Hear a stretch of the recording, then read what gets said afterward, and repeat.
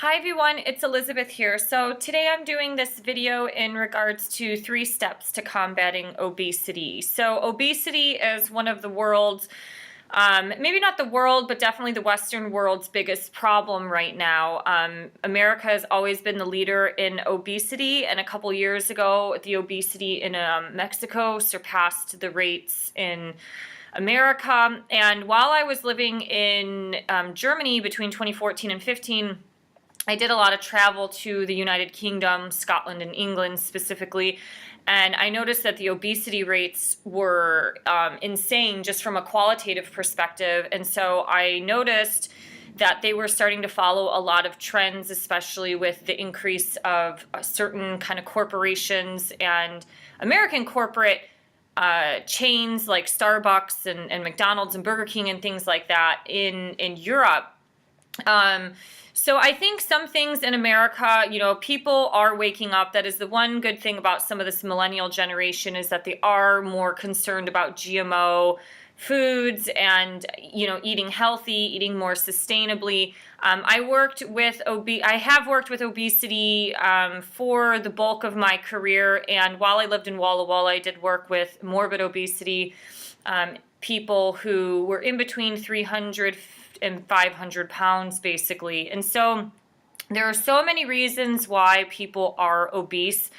Some of it I do believe is socially engineered. Our urban planning has drastically changed the landscape of how we live in America. If you compare America to Europe, we are so car dependent, and the birth of the Highway Act in 1951, in addition to the building of suburbia in America, we became dependent on sitting. And with getting out of more industrial type jobs where you're upright and moving, and with the birth of Wall Street and tech and business jobs, we are now predominantly seated all day. So we have become a very sedentary culture. If you start to look at certain urban planning things like the cost of rent, of course, only big box corporations can afford this type of rent, and no small business can really afford this. So some of it is socially engineered. There is no one way, reason, or rhyme to why people are obese. Some of it is just bad learned behavior. Somebody grew up in a household where it was just predominantly fast food, and Coke was drink and like water and things like that. So some people do have some learned behaviors, but most people, it's a psychological problem. Food addiction, emotional eating, binging, purging, anorexia, and being an addict in something. Mainly you see this a lot with sugar addicts, is there is a psychological issue, and a lot of times this is eating or coping our emotions through our food. Because when you eat certain food, specifically processed food and sugar foods, it is tapping into the reward center of the brain. So not only do you feel better, but long term this becomes more addicting because you just want to feel good. And the one way that you feel good is by having those hormones and those chemicals hitting those parts of the brain. I do have some blog links posted below in regards to obesity, as well as I've talked about certain things with nutrition and such in other videos, and our rise in emotional addiction in modern society, so please check those out.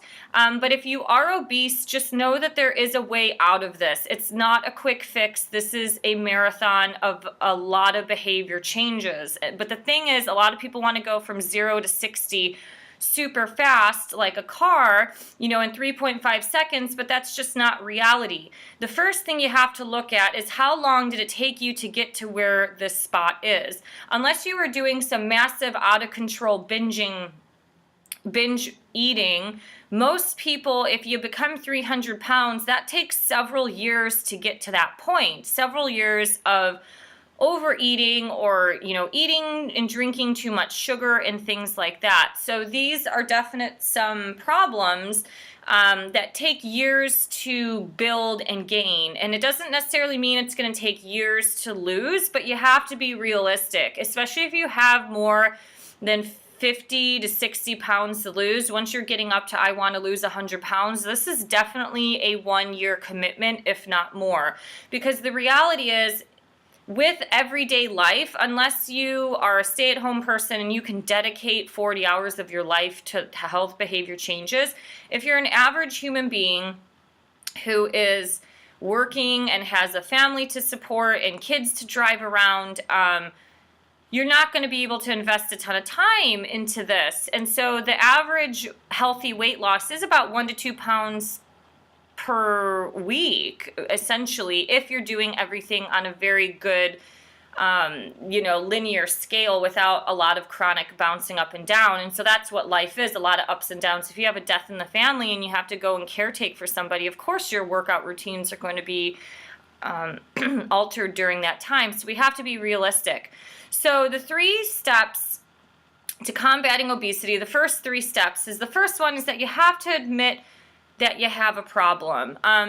I give you a lot of questions in the blog links below, but you have to judge yourself unbiasedly and from a non-judgmental point of view, which I know sounds really contradictory, and it's not easy for people to do this, but a lot of people are in denial, and a lot of people just want to constantly blame other people, like the food industries and the corporations, and they have a lot of blame to it, but they're not forcing you to walk into McDonald's and order a supersized meal. There are so many different ways that you can start making and adopting better health behavior changes. So you have to start with admitting that you have a problem. And it's okay. Everybody has a problem in this life that we have to admit and start to kind of find some solutions to. But a couple really important questions to ask yourself when you admit that you have a problem is, what event triggered or when did I adopt unhealthy eating behavior patterns?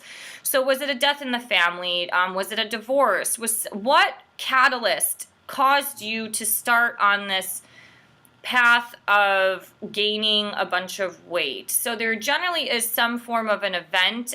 Like I said, some people, they just eat really bad. They've been eating bad since they've been in the mother's womb, essentially. So that's a little bit of a different scenario. But for some people, there's been something in their life, either a series of events or one major event, that has caused them to be on the path to morbid obesity. The second step to combating obesity is coming to some point of acceptance. Acceptance, more or less, what I mean is in your past and your past mistakes.